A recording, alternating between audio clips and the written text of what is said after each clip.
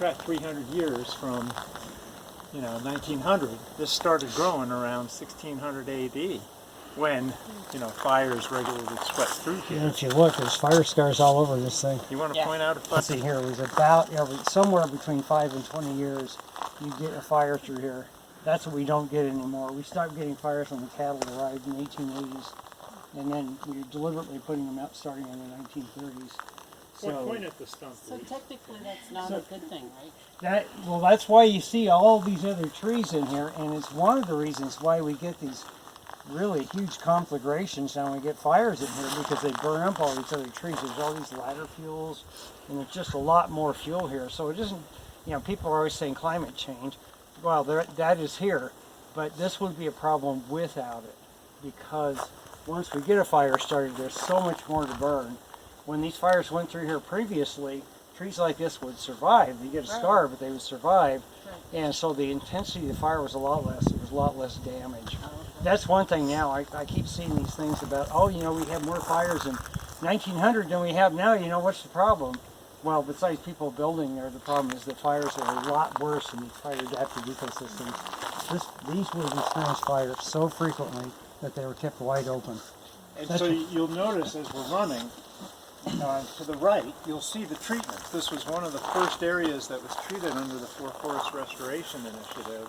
And so on the right, you're going to see the open forest, the way it probably looked, prior to all the logging and grazing that went on here. And so it was really a pretty crucial factor in actually stopping the Raphael fire. And the tactics up here were very easily taken care of, even though they kept saying they were going to abandon, they were telling everybody to leave Garland Prairie. It was really no cause for alarm, because the area had all been opened up, as you'll see shortly, as soon as we go up this hill.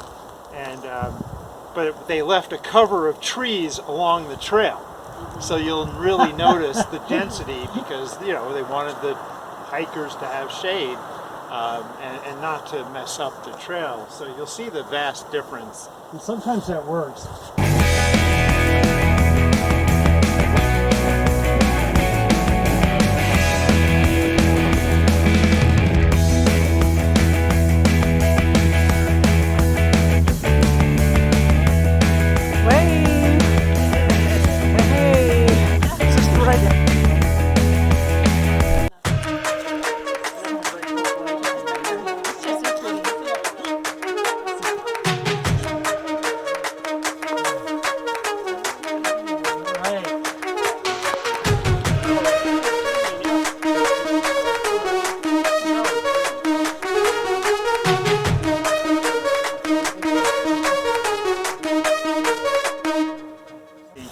Yeah, I don't know where it gets the word fetid. What is this? I have a terrible sense of smell. Fetid goosefoot.